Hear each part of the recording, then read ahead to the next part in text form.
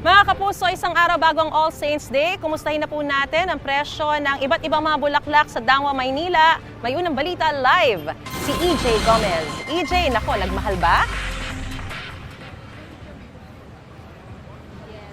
Mariz, maganda at makulay ngang umaga, no? At dahil bisperas na nga ng undas, marami na sa mga kapuso natin na nagtutungo rito sa Dangwa para mamili ng mga bulaklak. Yung iba pa nga sa kanila, galing pa sa malalayong lugar at uuwing punong-puno ng mga pinamiling bulaklak ang kanilang mga sasakyan.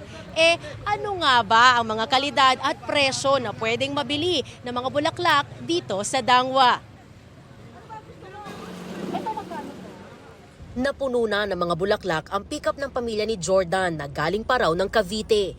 Alas 12 ng madaling araw daw sila bumiyahe pa Dangwa para mamakyaw ng mga bulaklak na kakailanganin ngayong undas. Ito po yung binili namin ng orchids, nasa 650 po.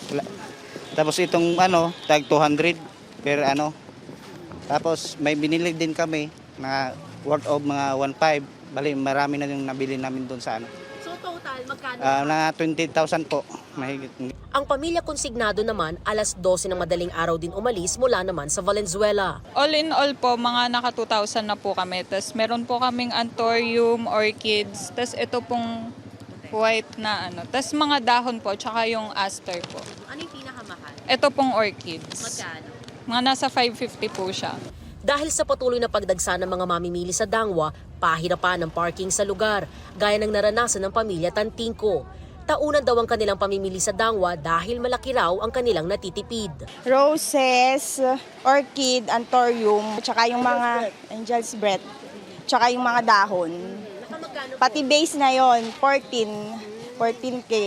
Sa mismong bagsakan ng mga bulaklak sa looban ng Dangwa, ang pinakamurang bulaklak na pwedeng mabili ay ang centerpiece na nasa 100 to 150 pesos. Yung nasa basket naman, ibinibenta ng 300 pesos. May one-sided basket arrangement na nasa 500 pesos. Ang fully arranged flowers naman, nasa 700 pesos hanggang 1,500 pesos depende sa laki. Meron ding mga nasa paso na halagang 800 pesos, habang ang mga bouquet, 500 pesos hanggang 700 pesos.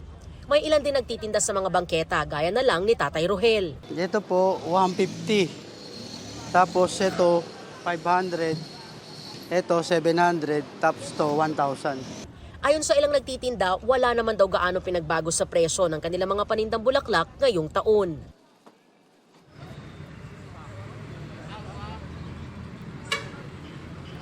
Maris, kita natin dito yung bigat na daloy ng trapiko. Ito yung kalsada na kapag diniretso mo, ang tumbok ay yung Manila North Cemetery na. Ito yung Dimasalanga Street. Yung mga nagpapabigat ng trapiko dito ay yung mga kababayan natin na tumatawid ng kalsada, may mga bitbit na mga pinamili nilang bulaklak, pati na yung mga sasakyan na nakaparada lang sa gilid ng kalsada dahil wala nga masyadong parking, sila yung mga naghihintay lang at kinakargahan ng mga pinamili rin nilang bulaklak. Kaya naman, sa mga kapuso natin na papunta pa lang dito o yung dadaan po dito sa Dangwa, nako, mag-ingat ho kayo at magbaon po ng mahabang pasensya.